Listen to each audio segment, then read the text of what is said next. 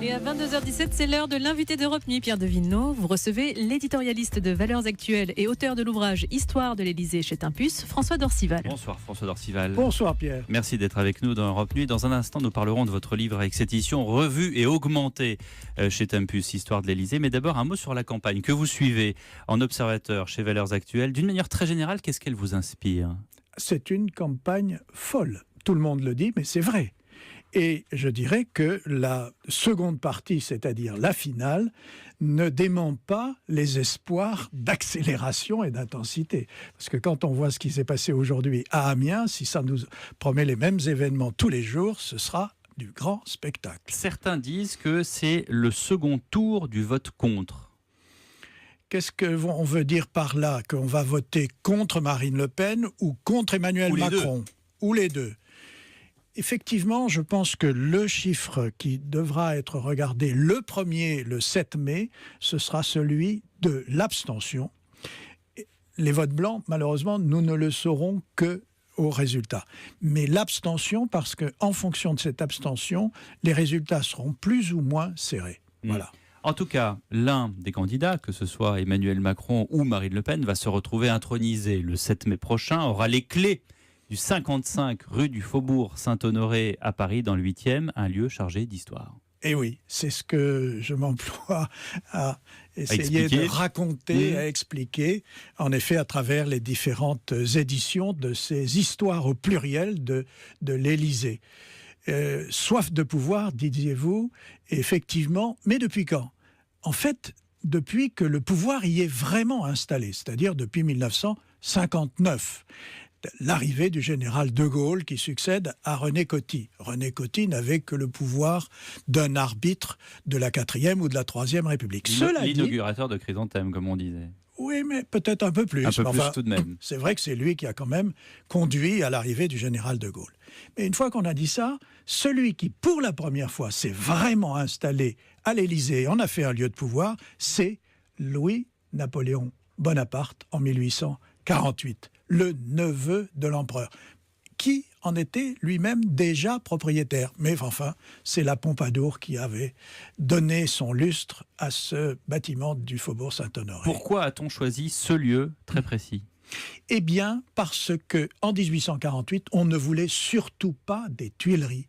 Et la particularité de l'Élysée, c'est qu'il est ce bâtiment de pouvoir au cœur même de Paris, rive droite, et qu'il a échappé au pillage, aux incendies, aux dégradations, à tout, parce que précisément, il était plus petit, plus modeste, moins visible que les Tuileries qui ont été, comme vous le savez, incendiées par la Commune en 1871. C'est une perception un peu ancienne, parce qu'aujourd'hui, si vous dites qu'il est plus modeste que d'autres bâtiments, certains vont rire.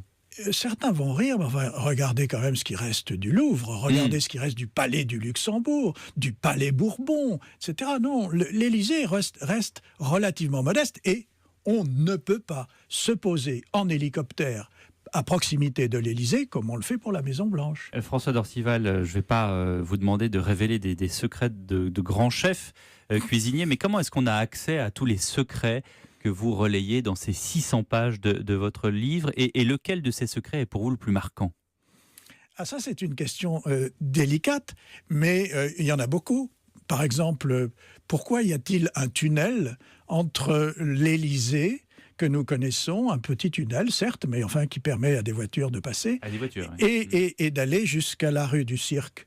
Ben ça date de Napoléon III, parce que Napoléon III avait fait payer sa campagne électorale de 1848, avant d'être l'empereur Napoléon III, par une comédienne anglaise qui s'appelait Miss Howard, et qu'il avait installée très précisément rue du Cirque. Et pour aller la voir, il avait fait creuser ce passage. Pour aller la voir en secret, parce qu'ils allaient, si je lis bien votre livre, ils allaient au bois de Boulogne à cheval, et Absolument. Ça, c'était visible. Absolument, vous avez très bien lu. Et pourquoi un certain président, qui est d'ailleurs encore en place, n'a pas utilisé ce même tunnel alors ? Eh bien, je pense qu'il l'a utilisé. Vous pensez qu'il l'a utilisé ? Je pense qu'il l'a utilisé, oui, parce que les voitures y passent. Justement, dans cette histoire récente, vous narrez point par point l'affaire Julie Gaillet, et puis ce qui s'ensuit immédiatement, la séparation très très brutale, et ça vous le dites bien, d'avec Valérie Trierweiler. Et oui, tout ça se passe en effet au mois de janvier 2014. Et certainement, cela a marqué une rupture affective, une rupture psychologique et une rupture politique dans la poursuite du quinquennat de François Hollande. Il est certain qu'il a reçu là une véritable épreuve que naturellement il a masquée.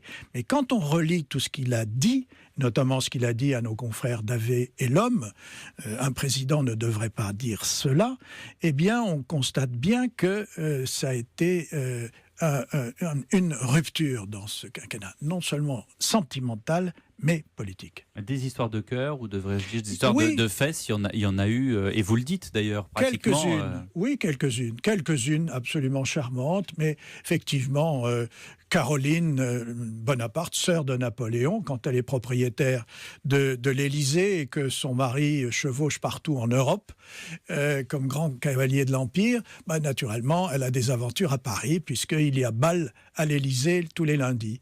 Et comme ça, au moins, on le sait que c'est le lundi. On ne peut pas se tromper de jour.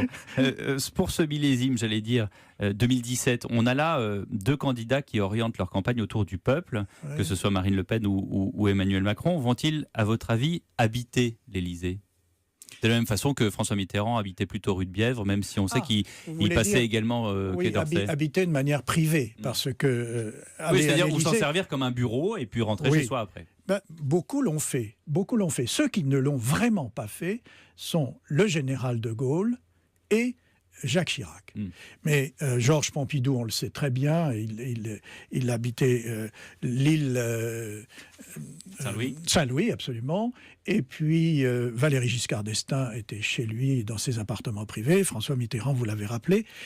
Et par la suite, effectivement, Nicolas Sarkozy habitait, quand il y avait crise, à l'Élysée, autrement dans son domicile privé, et François Hollande de la même manière, en tout cas dans la première partie de son quinquennat. La seconde partie, je pense qu'il a habité plus souvent les appartements privés de l'Élysée. Et pour le futur président, qu'est-ce que vous en pensez ? Et je pense que ce sera un choix de sa part. Mais voilà, considérera-t-il qu'il est président jour et nuit ou pas, que c'est une nécessité ou non, c'est son choix personnel. De toute façon, même le général de Gaulle, qui logeait dans les appartements privés de l'Élysée, à partir de 18h30 ou 19h le soir, il n'était plus joignable. Enfin, il n'était joignable que par son aide de camp, mais il ne participait plus aux affaires. La journée était terminée, comme un militaire. Aujourd'hui, il aurait un smartphone.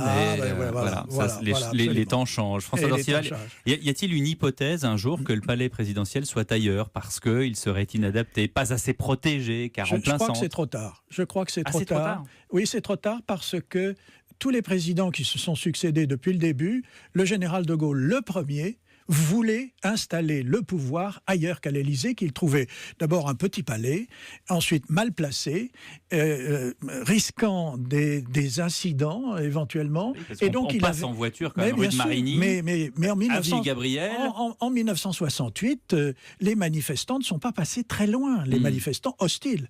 Et donc voilà, le général de Gaulle avait pensé à l'école militaire, aux Invalides, à Vincennes, etc. François Mitterrand s'est demandé s'il n'allait pas le déplacer lui aussi. Ou construire un nouveau lieu. Bien sûr. Comme on a construit un tout nouveau ministère de la Défense à Ballard. Oui, ou comme on a construit l'Arche de la Défense, puisque à l'époque, ça faisait rêver. Et même Nicolas Sarkozy lui-même avait fait préparer des plans, etc. Mais je crois que si aucun ne l'a fait, c'est que c'est un lieu éminemment symbolique. Symbolique du pouvoir, symbolique parce qu'on l'appelle l'Élysée et qu'on ne va pas appeler l'Élysée un autre palais que celui-là. Merci François Dorcival, Histoire de l'Élysée, publié chez Tempus.